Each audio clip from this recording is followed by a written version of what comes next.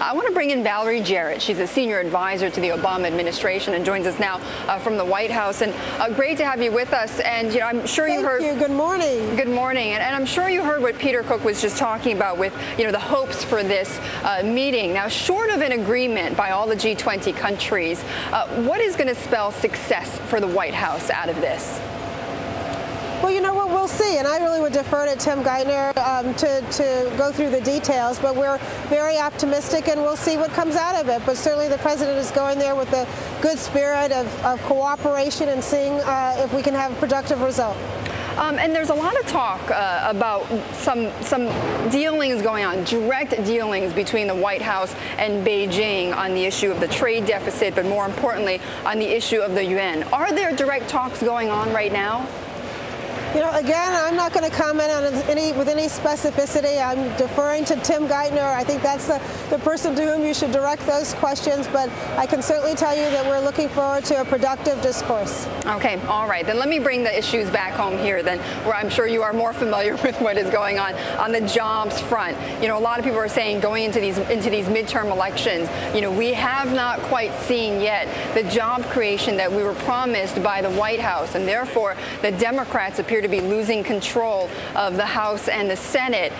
What can you say to the voters, to the public, that in fact you do have an appropriate job policy in place to create the jobs that Americans are looking for?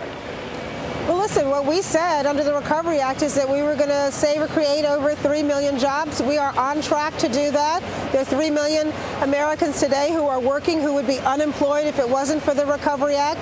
We've had a variety of other initiatives. Today we're releasing the report about how the president's initiatives have had a very positive impact on women.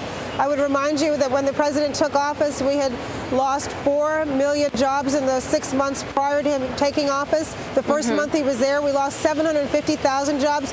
We have now had 9 consecutive months of private sector job growth.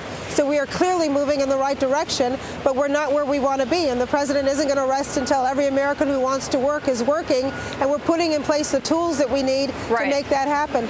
So our community college initiative, for example, is very important for women because they often need the flexibility of the hours. Okay. That's partnering with the private sector where we have over 100 companies who are going to have real jobs waiting for people at the end of that path. However, though, I've been in the position here, over the last several years and talking to various economic advisors throughout every time we get a monthly jobs report. And I hear these statistics all the time. And, obviously they're facts. However, the problem is that even though the White House is creating jobs, there's not the traction. It's not creating the traction with the American public. Why do you think that is? Well, I think it's simply because if you look at the magnitude of the economic crisis and how deep it was, there isn't an economist who could have predicted that it would have taken this long to come out of it. But the fact of the matter is it was far worse than anyone would have predicted. But we are steadily moving out of it, not as fast as anybody would want. And I think what you expressed is the frustration that so many Americans have that we aren't out of it yet. Well, we share that frustration, but that's why every single day the president is challenging his economic team and open to ideas from around the country for ways that we can move the country forward. Okay, just give me this before we go. What is he challenging his economic team on? To think of new and creative ways of stimulating the economy. So just a couple of months ago, he announced the new investment in infrastructure. As you know, that in the industries that we lost a great deal of jobs were construction, retail, manufacturing. Investing $50 billion in infrastructure will help address that issue. Allowing companies to expense and invest right now, allowing them a tax credit for research and development. These are all designed to create incentives for the private sector to invest here in America, and we are seeing that happen.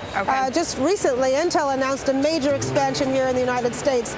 So they're beginning to take traction, but it's going to take a while. It's going to take a while. That's right. Okay, thank you so much. I appreciate you joining us. I was Senior White House Advisor Valerie Jarrett.